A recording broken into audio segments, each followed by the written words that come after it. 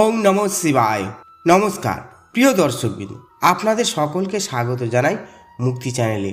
বন্ধুরা, শ্রাবণ মাস এলেই দেশের বিভিন্ন প্রান্তে লক্ষ লক্ষ ভক্ত ভগবান শিবের আরাধনায় মগ্ন হয়ে পড়েন।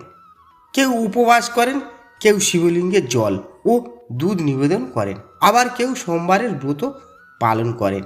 কিন্তু একটি গুরুত্বপূর্ণ প্রশ্ন হলো, শুধু শিবলিঙ্গে জল ঢাললেই কি ভগবান শিব সন্তুষ্ট হন?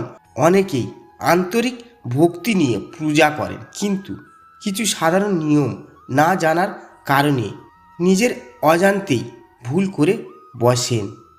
আজকের ভিডিওতে আমরা আলোচনা করব শ্রাবণ সোমবার ব্রত পালনের এমন কিছু গুরুত্বপূর্ণ নিয়ম, যেগুলো বহু শৈব পরম্পরায় গুরুত্বের সঙ্গে পালন করা হয়। পাশাপাশি মনে রাখবেন, অঞ্চল, পরিবার বা গুরু পরম্পরা অনুযায়ী নিয়মের কিছু পার্থক্য থাকতে পারে, তাই ভিডিওটি শেষ পর্যন্ত অবশ্যই দেখুন। শ্রাবণ মাসের মাহাত্ম্য। হিন্দু ধর্মে শ্রাবণ মাসকে ভগবান শিবের প্রিয় মাস হিসেবে মানা হয়। এই সময় বহু ভক্ত নিয়মিত জপ, ধ্যান, দান এবং ব্রত পালন করেন। বিশ্বাস করা হয় এই মাসে ভক্তি ভরে শিবের আরাধনা করলে মানসিক শান্তি ও আত্মিক উন্নতির পথ সুগম হয়।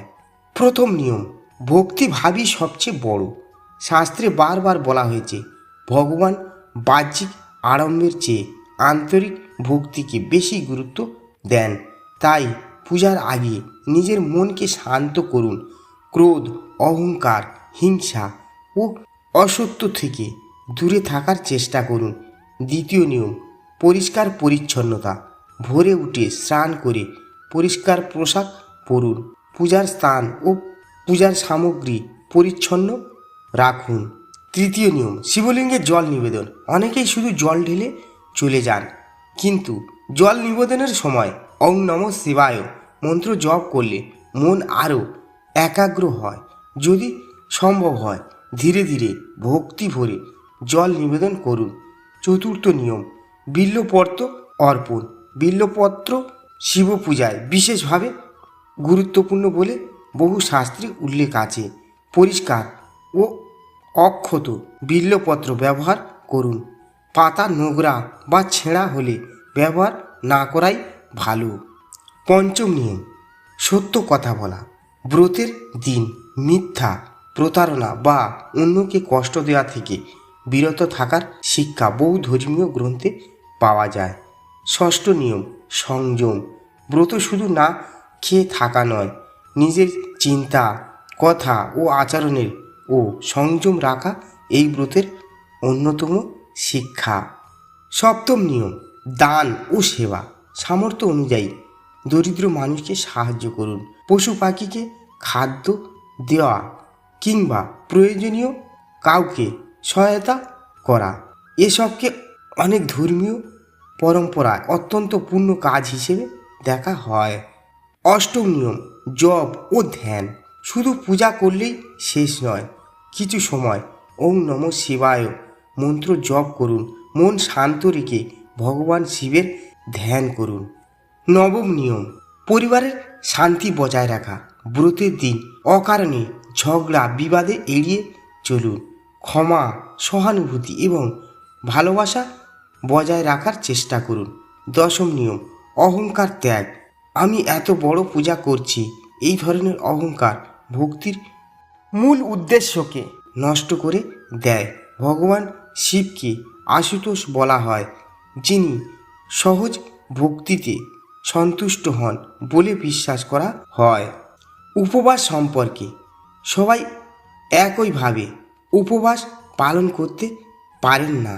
বয়স, স্বাস্থ্য ও শারীরিক অবস্থার কথা বিবেচনা করে উপবাস পালন করা উচিত। প্রয়োজনে চিকিৎসকের পরামর্শ নেওয়া বুদ্ধিমানের কাজ। কিছু প্রচলিত সতর্কতা। বিভিন্ন শৈব পরম্পরায় বলা হয়, পূজার সময় তাড়াহুড়ো না করা, পূজার স্থান পরিষ্কার রাখা, ভক্তি ভরে মন্ত্র জপ করা, অন্যের নিন্দা না করা, ব্রতকে কেবল বাহ্যিক আচার হিসেবে না দেখে আত্মশুদ্ধির পথ হিসেবে গ্রহণ করা। আসল শিক্ষা বন্ধুরা মনে রাখবেন, শিবলিঙ্গে এক কলসি জল ঢালার চেয়ে একটি পবিত্র মন অনেক বেশি মূল্যবান। ব্রতের প্রকৃত উদ্দেশ্য হল নিজের চরিত্রকে উন্নত করা, সত্য ও করুণার পথে চলা এবং ঈশ্বরের প্রতি আন্তরিক ভক্তি গড়ে তোলা। যদি আমাদের আচরণে পরিবর্তন না আসে তাহলে শুধু বাহ্যিক পূজার মাধ্যমে ব্রতের পূর্ণ ফল পাওয়া যায় এমন দাবি শাস্ত্র সর্বত্র করে না। তাই পূজার পাশাপাশি সৎ জীবনযাপনও সমান গুরুত্বপূর্ণ। আশা করি আজকের ভিডিও থেকে শ্রাবণ সোমবার ব্রত সম্পর্কে গুরুত্বপূর্ণ কিছু বিষয় জানতে পেরেছেন। ভিডিওটি ভালো লাগলে অবশ্যই লাইক করুন, শেয়ার করুন এবং মুক্তি চ্যানেলটি সাবস্ক্রাইব করে পাশে থাকা বেল আইকন চাপুন, যাতে আগামী দিনের ধর্মীয়, আধ্যাত্মিক ও শাস্ত্রভিত্তিক ভিডিও সবার আগে আপনার কাছে পৌঁছে যায়। শেষে সবাই মিলে একবার বলি, হর হর মহাদেব, ওম নমঃ শিবায়।